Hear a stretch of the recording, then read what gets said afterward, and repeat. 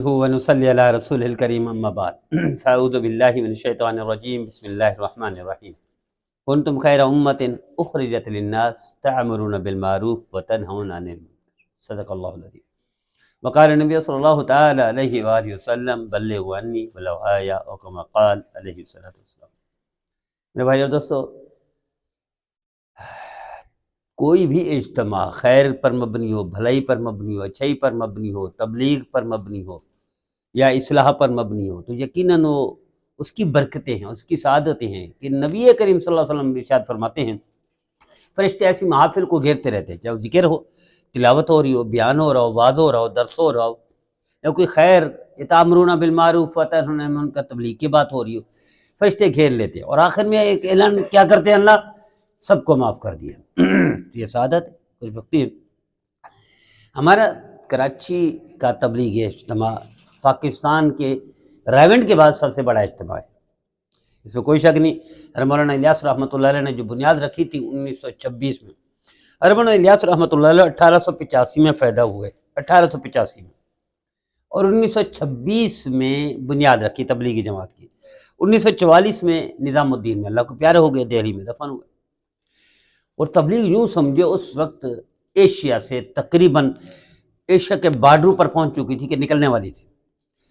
تو اس کے بعد دوسرے امیر بنے مولانا یوسف صاحب رحمۃ اللہ علیہ۔ مولانا یوسف رحمۃ اللہ علیہ 1917 میں پیدا ہوئے، 1917 میں پیدا ہوئے، تبلیغی جماعت 1926 میں بنی یعنی ابتدا ہوئی، اور حضرت رحمۃ اللہ علیہ مولانا یوسف صاحب رحمۃ اللہ علیہ 1944 میں امیر بن گئے اور فوت ہوئے 1965 میں مدینہ منورہ جنت البقیع میں دفن ہوئے۔ ان کے بعد تیسرے امیر تھے جو حضرت مولانا انعام الحسن صاحب رحمۃ اللہ علیہ، ان کی پیدائش ہے 1918، مولانا یوسف صاحب 1917 اور مولانا انعام الحسن صاحب ایک سال چھوٹے 1918 میں، اور فوت ہوئے 1995 میں، وہ بھی نظام الدین دہلی میں دفن۔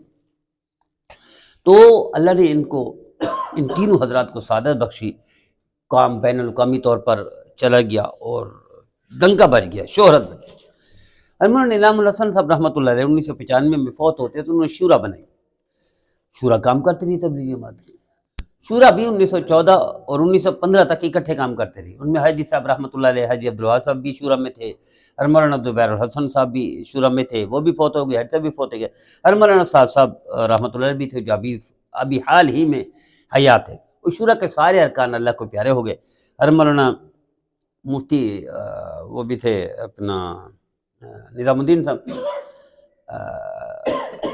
فیصل آباد کے، تو وہ بھی تھے، اس میں تھے، موجود تھے۔ حضرت کے صاحبزادے ہیں جن کا یوسف اول، یوسف ثانی، یوسف ثالث، یوسف رابع، حضرت نے صاحبزادوں کے نام رکھے۔ تو یہ یقیناً سعادت تھی اللہ نے۔ اور تبلیغ کی اجتماع، اس کی برکتیں کتنی ہیں، سینکڑوں لوگ نمازی بن جاتے ہیں، سینکڑوں لوگ تہجد گزار بن جاتے ہیں، سینکڑوں لوگ سنت رسول پر آ جاتے ہیں، سینکڑوں لوگ ٹوپی اور پگڑی پر آ جاتے ہیں۔ اور میرا خود پہلی دفعہ جب وہ ہو جانا ہوا، مجھے چڑ تھی شلوار قمیض پہننے سے، مجھے چڑ تھی پگڑی یا ٹوپی پہننے سے، مجھے چڑ تھی شلوار ٹخنوں سے اوپر رکھنے کی، لیکن چونکہ پتہ نہیں تھا، لا علمی تھی، بولا بھالا، چاہے وہ وکیل ہو، LLB کیا ہوا ہو، لیکن صادر دین کے اعتبار سے بولا بھالا۔ تو پہلے سے روزہ لگا تو اللہ کے کرم سے اندازہ کر لیجئے کہ میری تشکیل ہوئی وہاں علاقے میں جہاں سارے پشتو بولتے تھے۔ اب میں پینٹ شرٹ میں ہوں، 3 پیس سوٹ میں ہوں، ساتھی ایسے لے گئے، لیکن بیان کرتا تھا، وہاں ساتھیوں نے کھڑا کر دیا، میرا بیان کروایا، اور بیان میں جب جذبات میں آیا بھرپور انداز سے تو ایک پشتو بولنے والا بوڑھا کھڑا ہو گیا، اس نے گالیاں دینے شروع کر دی مسجد میں۔ خیر وہاں کے ساتھیوں نے اس کو دھکے دے کر نکال دیا اور بے عزت کیا بیچارے کو، دھکے دے کر یوں سمجھے اس کو گرا دیا باہر، پھینک دیا مسجد سے باہر، اٹھا کے پٹک مار۔ خیر مجھے تو صدر تکلیف پہنچی، اس بوڑھے کی باتوں سے اندازہ لگ رہا تھا گالیاں دے رہا ہے، پشتو میں تھا۔ تو میں نے امیر صاحب کو کہا، امیر صاحب آپ کی تبلیغ آپ کے پاس میں جا رہا ہوں۔ تو خیر اس طرح میرے ساتھ 2 دفعہ ہوا، اس کے بعد اللہ نے وہ کر لیا الحمدللہ۔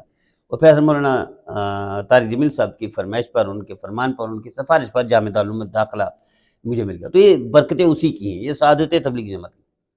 آپ اندازہ کریں حضرت سیدہ صدیقہ رضی اللہ تعالیٰ، اس کو لکھنے والے امام غزالی ہیں، صدیقہ رضی اللہ تعالیٰ عنہ فرماتی ہیں کہ حضرت یوشع علیہ السلام کو یہ امام غزالی رحمۃ اللہ علیہ نے مکاشفۃ القلوب میں یہ روایت لکھی ہے۔ یوشع علیہ السلام کو اللہ نے وحی بھیجی، اے یوشع آپ کی قوم میں سے 1,00,000 بندہ اگر کرنے والے ہوں، اس میں 40,000 نیک ہیں، 60,000 بدکار ہیں۔ یا اللہ بدکار تو چلو ٹھیک ہے، نیک کیوں ہلاک ہو رہے ہیں؟ اللہ نے فرمایا کہ انہی کے ساتھ اٹھتے بیٹھتے کھاتے پیتے ہیں اور ان کی جیسے بن جاتے ہیں، ان کی فکر نہیں کرتے، ان کی اصلاح نہیں کرتے، ان کی تربیت نہیں کرتے۔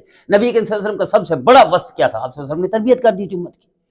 وہ امت جو 50-50 سال لڑائی پہ لگا دیتی تھی، آپ نے تبدیل کر کے ان کو وَكُلًّا وَعَدَ اللَّهُ الْحُسْنَى کا سرٹیفکیٹ دلا دیا، رضی اللہ عنہم رضوان کی سند دلوا دی ان کو کہ سارے جنتی اور میں ان سے راضی ہوں، اللہ کہہ رہا ہے۔